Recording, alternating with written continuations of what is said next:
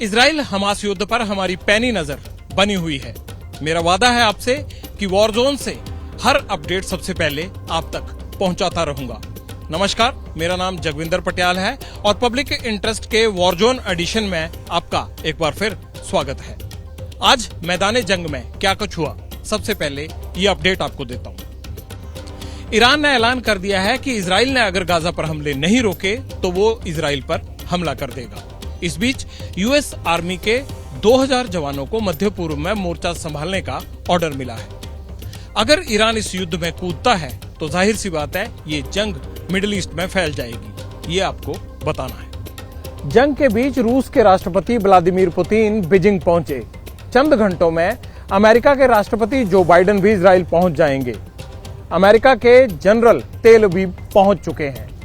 इतिहास गवाह है कि जब भी अमेरिका ने दो देशों के बीच छिड़े युद्ध में हिस्सा लिया है तो युद्ध ज्यादा विध्वंसक हुआ है, विनाश हुआ है। अब इजराइल का क्या होगा? 11 दिन की जंग में सबसे ज्यादा नुकसान गाजा को हुआ है।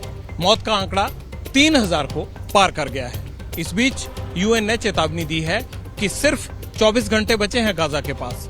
तो क्या गाजा के 10 लाख लोग बेमौत मारे जाएंगे?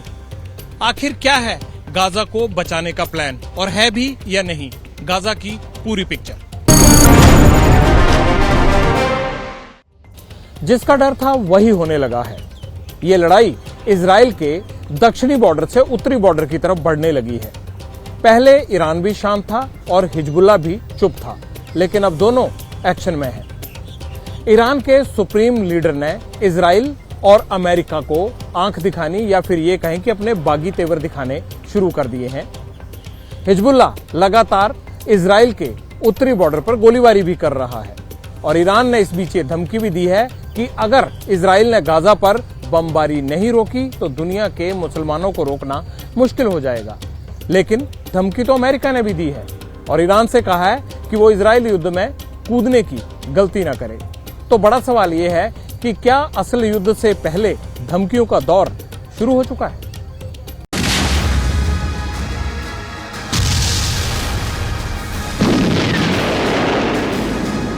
There's limited fighting already on the northern Israeli border, and I wonder what is your message to Hezbollah and its backer, Iran?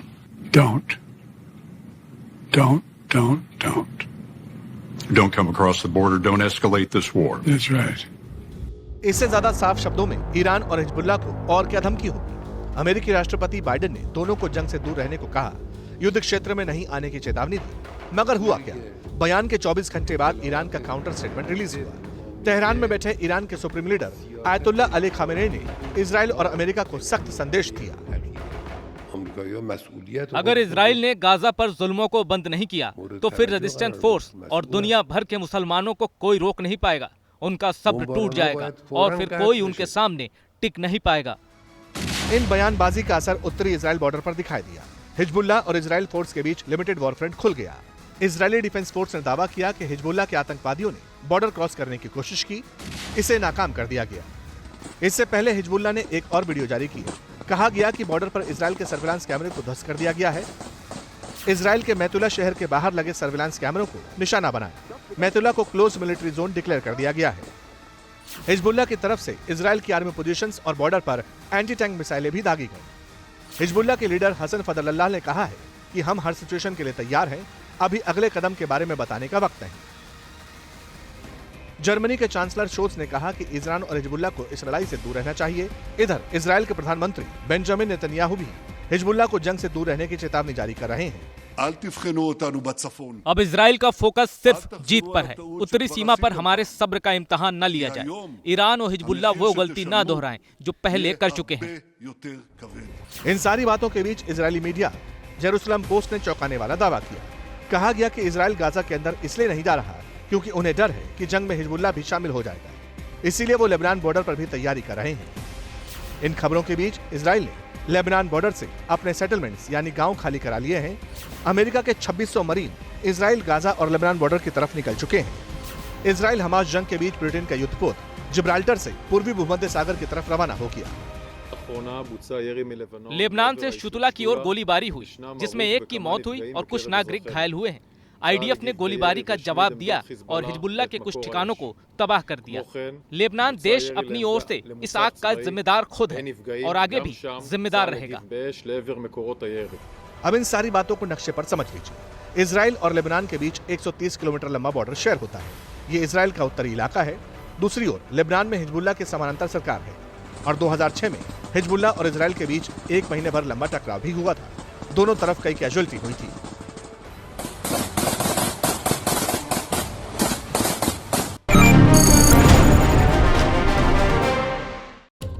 आपको याद होगा इसी तरह के बयान यूक्रेन और रूस के युद्ध में भी दिए जाते थे। अमेरिका कहता था रूस आगे ना बढ़े वरना अंजाम अच्छा नहीं होगा, और रूस कहता था कि अमेरिका वॉर जोन से दूर रहे वरना जंग का दायरा बढ़ेगा।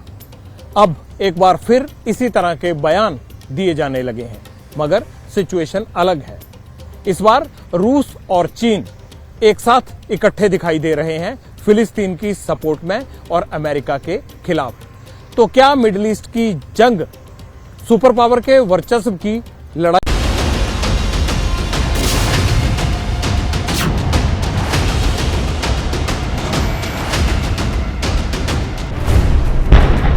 इजराइल हमास के हिंसक संघर्ष के बीच अमेरिका एक तरफ है और रूस चीन दूसरी तरफ। रूस की पहल से रखा गया युद्ध विराम का प्रस्ताव संयुक्त राष्ट्र सुरक्षा परिषद में रद्द हो गया क्योंकि उसमें हमास के आतंकी हमले की निंदा नहीं की गई थी। रूस के साथ चीन के अलावा यूएई, मोजाम्बिक और गैबोन थे। विरोध में अमेरिका के साथ फ्रांस, जापान और यूनाइटेड किंगडम, ब्राजील और स्विट्जरलैंड समेत 6 देशों ने इस पर वोट नहीं दिया। प्रस्ताव पारित होने के लिए कम से कम 9 वोट चाहिए होते हैं। 5 votes in favor, 4 votes against, 6 abstentions. The draft resolution has not been adopted, having failed to obtain the required number of votes. इधर हमास के हमले के बाद आज 11वां दिन है। उधर अमेरिका के 2 एयरक्राफ्ट कैरियर इजराइल पहुंच गए। 24 घंटे बाद वॉर ड्रिल भी शुरू हो जाएगी। अमेरिका के फाइटर जेट्स भी मैदान जंग में उतरने को तैयार हैं। बड़ी बात यह है कि इन सारी तैयारियों के बीच 18 अक्टूबर को अमेरिकी राष्ट्रपति जो बाइडेन भी इजराइल की धरती पर कदम रखेंगे। जंग के बीच अमेरिकी राष्ट्रपति का दौरा अहम है। ये आगे की दशा और दिशा तय करेगा। बुधवार को प्रेसिडेंट बाइडेन भारतीय समय के मुताबिक सुबह 7:30 बजे तेल अवीव पहुंचेंगे। वहां 5 घंटे रुकेंगे। राष्ट्रपति बाइडेन इसके बाद जॉर्डन की राजधानी अम्मान जाएंगे। गाजा की सप्लाई लाइन और मानवीय त्रासदी पर चर्चा करेंगे। अमेरिका में इस बात की चर्चा जोरों पर है कि प्रेसिडेंट बाइडेन इजराइल के लिए अरबों डॉलर की आर्थिक मदद का ऐलान कर सकते हैं। अमेरिकी राष्ट्रपति का यह दौरा ऐसे वक्त हो रहा है जब इस जंग के 2 फ्रंट खुलने के संकेत पहले ही मिल चुके हैं। The President will reaffirm the United States' solidarity with Israel and our ironclad commitment to its security. President Biden will again make clear, as he's done unequivocally since Hamas's slaughter of more than 1,400 people, including at least 30 Americans, that Israel has the right. Biden के दौरा इसलिए भी अहम है क्योंकि अब भी तेल अवीव समेत इजराइल के कई इलाकों पर हमास के रॉकेट हमले जारी हैं। गाजा बॉर्डर के साथ साथ रहीम इलाके में, बैरी इलाके में और ऑफकीम में किस तरह से तमाम खेतों के अंदर इजरायली फोर्सेज ने जमावड़ा शुरू कर दिया है, ये आपको दिखाते हैं।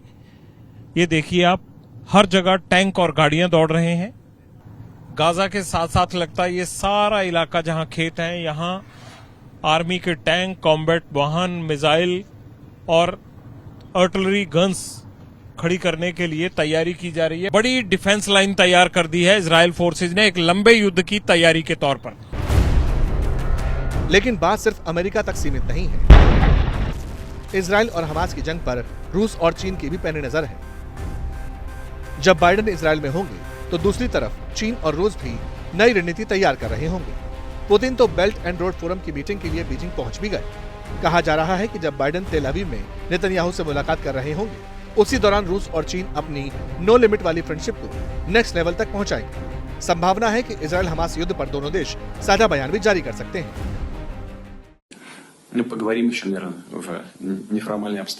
अगर इजराइल ने गाजा में ग्राउंड ऑपरेशन शुरू किया तो उससे कई बेगुनाह लोग मारे जाएंगे। जरूरी यह है कि इस वक्त इस खून खराबे को रोका जाए। इस जंग में फिलहाल क्या पोजीशन है, कौन किसके साथ है, ये समझना भी जरूरी है। पश्चिम को मिलाकर कुल 84 देश इजराइल के साथ हैं, वहीं मुस्लिम वर्ल्ड को मिलाकर 60 देश फिलिस्तीन का सपोर्ट कर रहे हैं। आबादी के लिहाज से देखें तो विश्व की 40% आबादी इजराइल, जबकि 43% फिलिस्तीन के पक्ष में खड़ी है। इजराइल को गोला बारूद पहुंचाने वालों में अमेरिका, ब्रिटेन, जर्मनी जैसे मुल्क शामिल हैं। वहीं फिलिस्तीन को ईरान से मदद मिलती है। अमेरिका ने अभी तक प्रमुखता से इजराइल का सपोर्ट किया है, तो दूसरी ओर रूस और चीन फिलिस्तीन को स्वतंत्र देश बनाने की वकालत कर रहे हैं।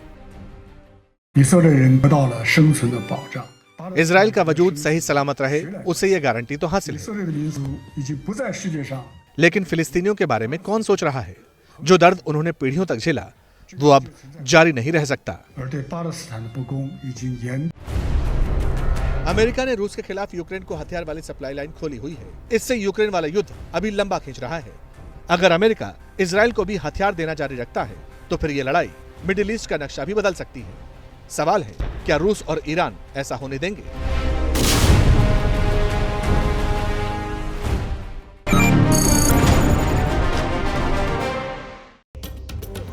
इजराइल के खिलाफ अगर मोर्चा बना तो इसकी सबसे बड़ी वजह होगी गाजा पर हवाई हमले। हमास को न्यूट्रलाइज करने के नाम पर इजराइल गाजा पर एयर स्ट्राइक कर रहा है और इसका खामियाजा आतंकियों के साथ साथ सिविलियंस को भी भुगतना पड़ रहा है। गाजा 2 गज जमीन को नहीं बल्कि 2 दाने अनाज को भी तरस रहा है। आखिरकार गाजा संघर्ष का हल कब निकलेगा और निकलेगा भी या नहीं?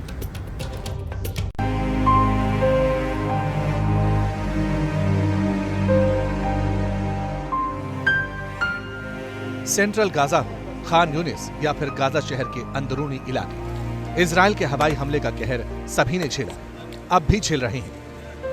रोज मौत का नया आंकड़ा आता है। सफेद कफन में लिपटी लाशें अस्पताल में सिर्फ टोकन नंबर बनकर रह जाती हैं। खुशकिस्मत हैं वो जिन्हें मुर्दा घर नसीब होता है, वरना मलबे के अंदर कई जिंदगियां तो अब भी दफन। किससे कहें, कौन सुनेगा? बदले की आग में दर्द की कोई कीमत नहीं। महिलाओं, बच्चों की चीत्कार और चीखें अनसुनी हो गई। आंसू रुकते नहीं, बर्बादी थमती नहीं। मैं घर पर था, परिवार के लिए रोटी का इंतजाम करने कार के पास पहुंचा ही था कि तभी धमाका हो गया। मेरे परिवार वाले चीखने लगे, रोने लगे। जब तक मैं वापस आया, हमारा घर मलबे में तब्दील हो गया, इसलिए हमें वहां से जाना पड़ा। जिन हवाई हमलों की बात आपने सुनी, उसे लेकर फिलिस्तीन की मीडिया ने अपना असेसमेंट दिया। दावा किया कि 24 घंटे में साउथ गाजा में हवाई हमलों में 80 लोगों की मौत हो गई। कहा जा रहा है कि तल अल हवा, गाजा सिटी, राफा के अलावा नुसैरत रिलीफ कैंप पर बमबारी हुई। यूएन का कहना है कि सबसे ज्यादा चिंता तो बच्चों की है, क्योंकि उनके पास खाने के लिए कुछ बचेगा नहीं। किसी भी कीमत पर रोटी और पानी का बंदोबस्त होना चाहिए। इजराइल ने भरोसा दिया है, इजिप्ट के रास्ते गाजा वाली सप्लाई लाइन खोली जाएगी, मगर राफा बॉर्डर पर राहत सामग्री वाले कई ट्रक अब भी खड़े हैं। हम राफा क्रॉसिंग पर मौजूद हैं। हमारे पास काफी वक्त तक के लिए राहत सामग्री मौजूद है और ये गाजा के निवासियों के लिए काफी होगी। हमारे पास खाना है, पनीर है, दूध है, दवा है, मेडिकल कॉन्वॉय भी है। गाजा पर दुनिया की सियासत गरमाई हुई है। सऊदी कैबिनेट का कहना है कि वहां तुरंत सीजफायर होना चाहिए, बॉर्डर खुलना चाहिए। इजराइल कहता है कि हमास को सरेंडर करना चाहिए या फिर वो मरने के लिए तैयार हो। वहीं इजराइल की फोर्सेस गाजा के साथ वेस्ट बैंक के इलाकों में भी रेड कर रही हैं। 70 से ज्यादा गिरफ्तारियों को अंजाम दिया जा चुका है। एबीपी न्यूज पहला भारतीय न्यूज चैनल है जिसने फिलिस्तीन जाकर हालात का जायजा लिया, लोगों से बात की। एक लड़का है और इस लड़के को इसके घर वाले यहाँ बता रहे हैं, परिवार वाले बता रहे हैं कि इसको मार दिया गया है। उनका आरोप है इजराइल की फोर्सेस ने मारा है। What they do in West Bank and Gaza and against the Palestinian leaders and against the Palestinian people, against Palestinian women, against Palestinian young people, it's not justified. हिलहुल शहर की तस्वीर बहुत कुछ कह रही है कि गाजा की जो लड़ाई है वो लड़ाई किस तरह से आगे फैलती जा रही है। इजराइल ने अपने रॉकेट्स पर हमास आतंकियों का नाम लिख दिया है, लेकिन हमास के पास अब भी एक एडवांटेज है। उसके पास इजराइल से अगवा किए गए 250 बंधक हैं। हमास पर इन बंधकों को बिना शर्त छोड़ने का दबाव अंतर्राष्ट्रीय समुदाय की तरफ से बनाया जा रहा है।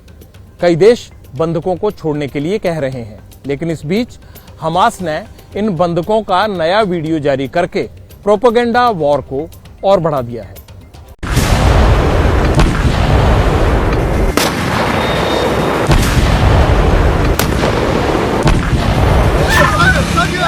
सात अक्टूबर को जब हमास ने इजराइल पर हमला किया तो कत्लेआम के बाद सैकड़ों की तादाद में इजरायली नागरिकों को बंधक बनाकर हमास के आतंकी अपने साथ गाजा लेकर चले गए। इनकी कई तस्वीरें दुनिया के सामने आ चुकी हैं, लेकिन अब हमास की तरफ से एक नया वीडियो जारी किया गया जिसमें इजरायली महिला बंधक का इलाज करते हुए दिखाया गया। मेरा नाम मिया शेम है। मैं शोहम की रहने वाली हूँ। अभी गाजा में हूँ। मैं सेडे रोड से लौटी थी और उस पार्टी में शामिल थी। मेरे हाथ में गंभीर चोट लगने के कारण गाजा के अस्पताल में मेरे हाथ का ऑपरेशन किया गया जो 3 घंटे तक चला। ये लोग मेरा ध्यान रख रहे हैं, मुझे दवाइयाँ दे रहे हैं, सब कुछ ठीक है। मैं बस इतना कहना चाहती हूँ कि मुझे जितनी जल्दी हो सके मेरे माता पिता और भाई बहनों के पास ले जाएं। ये वीडियो अल कासम ब्रिगेड की तरफ से जारी किया गया जिसमें बंधक महिला की देखभाल का दावा किया जा रहा है। हमास का कहना है कि उसके कब्जे में करीब 200 से 250 बंधक हैं। इसमें कई विदेशी नागरिक भी शामिल हैं। इजराइल की तरफ से गाजा में होने वाले किसी भी हमले से निपटने के लिए हम तैयार हैं। गाजा पट्टी पर लगातार इजरायली बमबारी और मौजूदा हालात के चलते हम इस वक्त गाजा पट्टी में बंधकों की तादाद का सही आंकड़ा नहीं बता सकते हैं, लेकिन हमारा अंदाजा है कि बंधकों की संख्या 200 से 250 के करीब है या फिर उससे ज्यादा।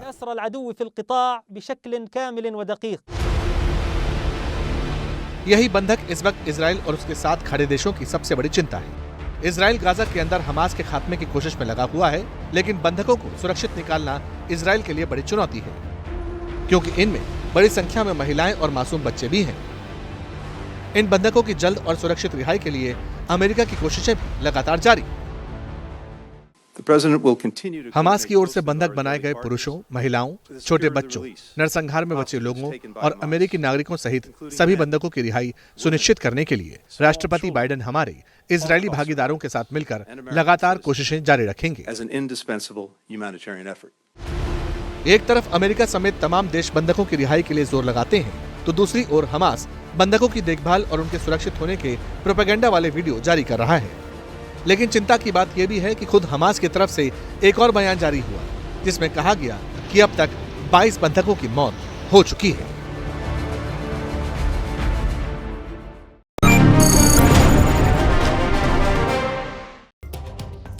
इस वक्त हम गाजा इजराइल बॉर्डर पर किबुत्स बेरी में हैं और यहाँ पर जो हमास के आतंकियों ने हमला बोलकर घरों को तोड़ा था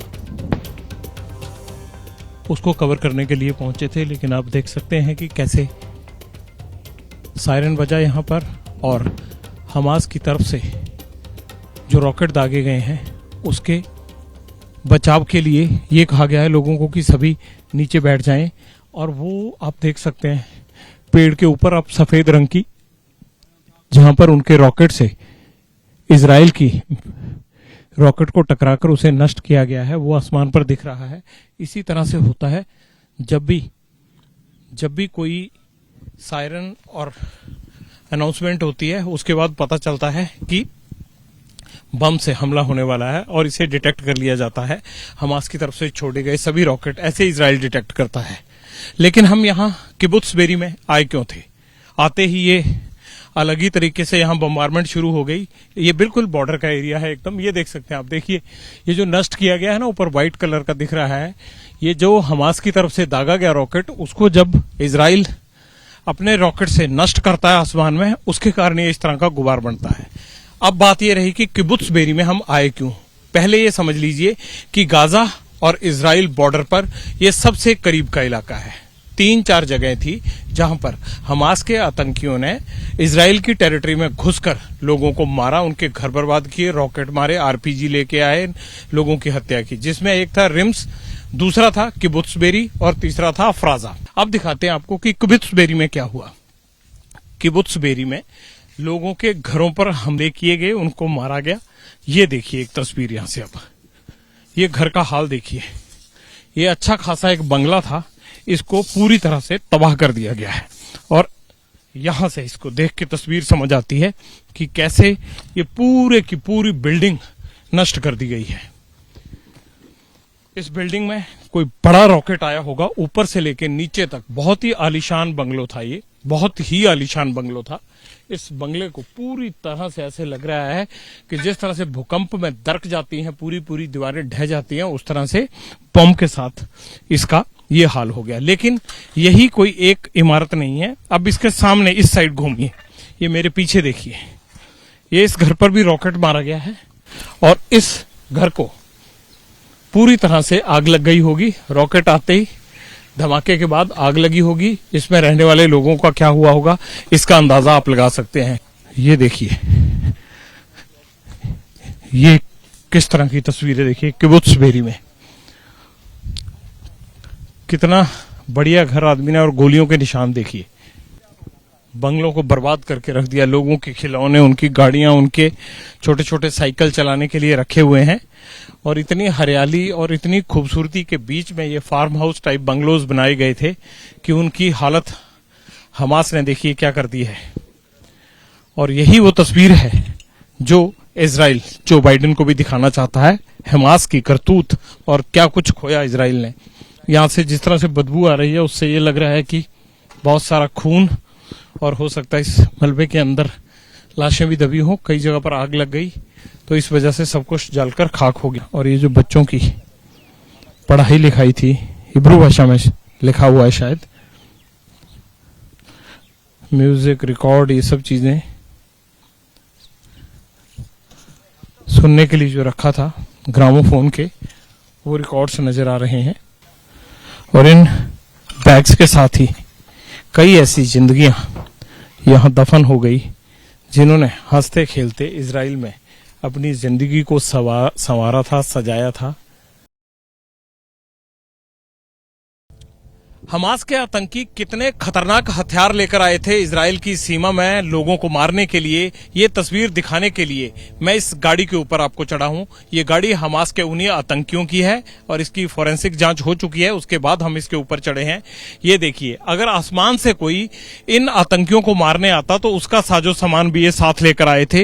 ये वो गाड़ी थी जो 1 मिनट में न जाने कितने बेगुनाहों की जान ले सकती है। और जिस तरह की गोलियों की चेन का इस्तेमाल किया गया, आप ये देखिए, साइज देखिए। अभी कई जिंदा गोलियां भी यहां पड़ी हुई हैं, बहुत सारे इसमें खाली खोखे भी पड़े हैं, कारतूस के भी पड़े हैं। और इन गोलियों और इनके हिसाब से आप अंदाजा लगा सकते हैं कि आतंकियों को यह पता था कि इस हमले के बाद उनके ऊपर हो सकता है कि कोई आसमान से हमला हो, हेलीकॉप्टर से हमला हो। इसीलिए इन आतंकियों ने, जो आप फिल्मों में या जो आप नॉर्मली सीरिया या फिर लीबिया या जहां भी सिविल वॉर चल रही है, उन इलाकों में जो इस तरह की गन देखते हैं आतंकी लिए घूमते हैं यूटिलिटी जीप्स पर, वही वो अपने साथ लेकर आए थे। और इस किबुत्ज बेरी इलाके को खत्म करने के लिए उन्होंने इसका इस्तेमाल किया। खाली खोखे इस बात के गवाह हैं। और खाली खोखे ही नहीं, ये देखिए किस तरह से इसमें कितने बड़े बड़े, ये देखिए ऐसे न जाने कितने ही खोखे और गोलियां इसमें पड़े हुए हैं। और ये सब चलने के बाद जब खाली हो जाते हैं तो उसमें पड़े होते हैं, ये देखिए। और ये सब खाली, जो पूरी चेन होती है गोलियों की चेन, वो खाली हुई पड़ी है। उस साइड भी है, ये देखिए। मुझे लगता है कि हजारों गोलियां चली होंगी यहाँ पर, छोटी से लेके बड़ी तक। ये छोटी AK-47 टाइप भी गोलियां भी पड़ी हैं। लगता है कि पीछे काफी से आतंकी सवार थे। ये देखिए, इसमें कुछ डेटा कार्ड वगैरह उनके कवर्स पड़े हुए हैं। ये हमने आपको पहले भी आतंकियों की एक यूटिलिटी जीप दिखाई थी, उस पर भी VIP लिखा हुआ था, इस पर भी VIP लिखा हुआ है। और ये शायद इनका कोई हर गाड़ी के ऊपर इस तरह का इस्तेमाल करने का इनका कोई चलन होगा। लेकिन सबसे महत्वपूर्ण बात यह है कि ये गन वाली गाड़ी हम पहली बार देख रहे हैं। इतनी बड़ी गन लेके आए थे कि अगर हेलीकॉप्टर लेके इजरायली सेना आती है इनको मारने के लिए तो उसका भी बंदोबस्त। ये साइड में इनकी गोलियां भरने के लिए होता है। ये देखिए, ये रखी हुई है कितनी कितनी बड़ी गोलियां, देखिए। ये तो हेलीकॉप्टर को मारने के लिए होती हैं। ये सबसे महत्वपूर्ण बात इसमें देखने को मिली है हमें। एक ये वो वाहन है जिस वाहन से आतंकियों ने आकर यहां अंधाधुंध फायरिंग की होगी।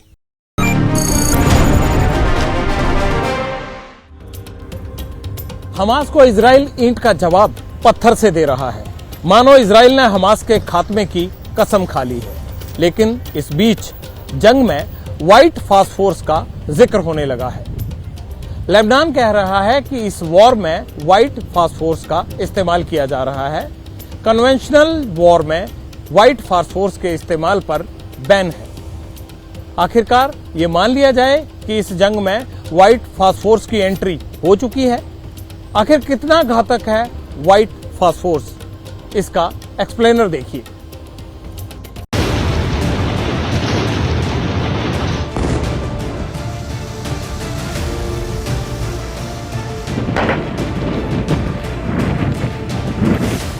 एक तरफ हमास के खिलाफ गाजा में जंग जारी,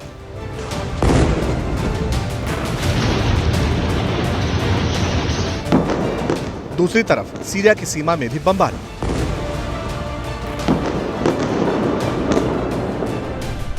लेबनान बॉर्डर पर भी इजराइल ने खोला मोर्चा।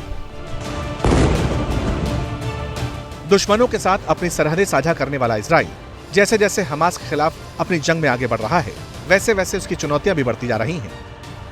7 अक्टूबर के हमले के बाद इजराइल का एक ही लक्ष्य है, हमास का खात्मा। लेकिन हमास के सपोर्ट में आए लेबनान ने जंग के बीच इजराइल पर बड़ा इल्जाम लगा दिया। बताया कि लेबनान की सीमा में इजराइल कार्रवाई करके युद्ध के नियमों को तोड़ रहा है। इजराइल पर लेबनान ने व्हाइट फास्फोरस बम बरसाने के आरोप लगाए हैं। हालांकि इजरायली सेना ने इन आरोपों का खंडन कर दिया है।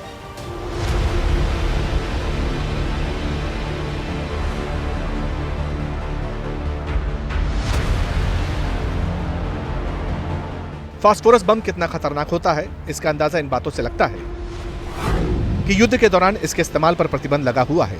इस बम पर रोक लगाने की एक नहीं कई वजह हैं। एक तो इस बम से सफेद घना धुआं फैलता है, तब तक जलता है जब तक हवा में ऑक्सीजन रहती है। जहां यह बम इस्तेमाल होता है वहां ऑक्सीजन की कमी हो जाती है, इसीलिए दम घुटने से भी लोगों की मौत हो जाती है। जो इसके संपर्क में आता है उसके शरीर से फास्फोरस छुड़ाना मुश्किल हो जाता है। इलाज के दौरान ऑक्सीजन के संपर्क में आने पर फास्फोरस फिर से जलने लगता है। हड्डी तक पर इसका असर होता है, जिसके चलते अंदरूनी अंगों पर फास्फोरस का बेहद खतरनाक प्रभाव दिखाई देता है। सबसे ज्यादा नुकसान किडनी, लीवर और हार्ट को होता है और मल्टी ऑर्गन फेलियर से इंसान की मौत हो जाती है।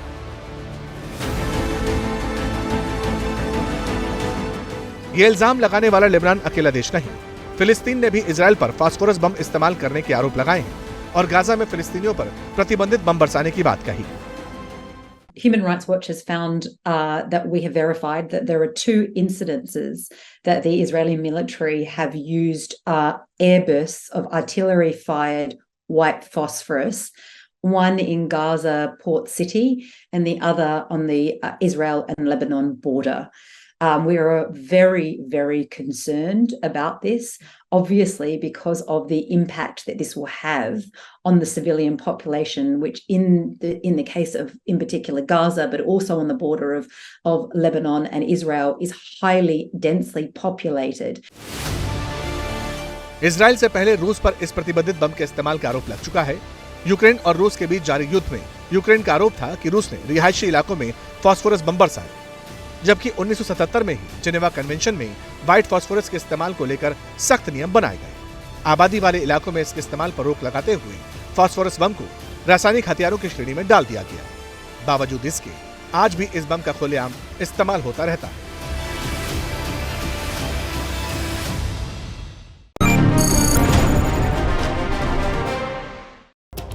जंग जितनी लंबी खिंचती है उसका असर उतना ही बढ़ता चला जाता है। इजराइल और हमास युद्ध का दायरा भी बढ़ा हुआ है और अब ये आग यरूशलेम तक पहुंच गई है, जो तीनों धर्मों की आस्था का गढ़ है। लेकिन ये शहर कैसे घोस्ट सिटी की राह पर चल रहा है, उसकी हर तस्वीर हैरान कर देगी। यहूदी, ईसाई और इस्लामिक आस्था का केंद्र यरूशलेम आमतौर पर ऐसा दिखता है। यहां रोजाना हजारों पर्यटक और तीर्थयात्री पहुंचते हैं, लेकिन 7 अक्टूबर को इजरायली जमीन पर हमास के हमले ने इस तस्वीर को पूरी तरह से बदल दिया। इजरायल के पूर्वी छोर पर बसे इस ऐतिहासिक शहर से गाजा पट्टी की दूरी करीब 100 किलोमीटर है, लेकिन हमास और इजरायल के बीच छिड़े युद्ध का असर यरूशलेम पर पड़ता दिख रहा है। तीर्थयात्रियों से भरे रहने वाला यह शहर सुनसान है। यहाँ सन्नाटा पसरा दिखाई दे रहा है। दुकानें बंद हैं, चर्च और दूसरे तीर्थस्थल भी खाली हैं। यरूशलेम में इस्लाम का तीसरा सबसे पवित्र स्थल हरम अल शरीफ है। इसी परिसर में अल अक्सा मस्जिद और डोम ऑफ रॉक मौजूद है। वहीं यहूदियों का सबसे पवित्र स्थल टेंपल माउंट भी यरूशलेम में है। हालांकि अब सिर्फ टेंपल माउंट की पश्चिमी दीवार बाकी है। ईसाई धर्म का पवित्र चर्च ऑफ द होली सेपल्कर मौजूद है। इसके अलावा यहाँ 158 चर्च और 73 मस्जिदें हैं। इन्हें देखने और प्रार्थना करने के लिए हर साल दूसरे देशों से करीब 20 लाख से ज्यादा तीर्थयात्री यरूशलेम पहुंचते हैं। इसके अलावा एक बड़ी संख्या इजराइल से यरूशलेम पहुंचने वाले तीर्थयात्रियों की भी है, जो युद्ध के साए में पूरी तरह से ठहर गई। जेरूसलम वो जगह है जहाँ पर लगातार एक अंडर करंट रहता है, विशेष तौर पर डोम ऑफ द रॉक जो सुनहरा आपको स्ट्रक्चर दिखाई दे रहा है, डोम सा काली जो डोम आपको दिखाई दे रही है, अल अक्सा मस्जिद और जो प्रेइंग वॉल, वेलिंग वॉल जिसे कहते हैं यहूदियों के लिए, जो कि काफ़ी पवित्र स्थल है। यही वो इलाका है जो कि पूरे जो फ़िलिस्तीन और साथ ही साथ यहूदियों के बीच में, इज़राइल के बीच में एक सबसे बड़े कॉन्फ्लिक्ट्स में से एक है। दरअसल इजराइल के दक्षिण पश्चिम सीमा पर युद्ध छिड़ने के साथ ही यरूशलेम के कई इलाकों में भी सुरक्षा बलों के साथ झड़प की तस्वीरें सामने आई थी। नतीजा ये हुआ कि शहर में सुरक्षा व्यवस्था बढ़ा दी गई। बाहर से आए तीर्थयात्री और पर्यटक शहर छोड़कर चले गए। स्थानीय लोग भी अब बाहर निकलने से बच रहे हैं, इसलिए ये शहर घोस्ट टाउन जैसा नजर आ रहा है। आज का शो कैसा लगा, फीडबैक जरूर दीजिएगा। कल फिर पब्लिक इंटरेस्ट में वॉर जोन से होगी मुलाकात। मुझे दीजिए इजाजत और खबरों का सिलसिला एबीपी न्यूज पर लगातार जारी है। जैसे ही घड़ी का काटा दोपहर 2:30 पे आए, बबीता जी का दिल सास बहू साजिश के लिए मचल जाए। और ये है इनकी बहू, पूरे दिन ऑफिस की टेंशन हो जाए गॉन जब ये करें अपना फेवरेट शो फ्री टाइम पे ऑन। इनकी तरह आप भी देखें अपना फेवरेट शो अपने टाइम पर और डाउनलोड कीजिए एबीपी लाइव ऐप अपने स्मार्ट टीवी पर।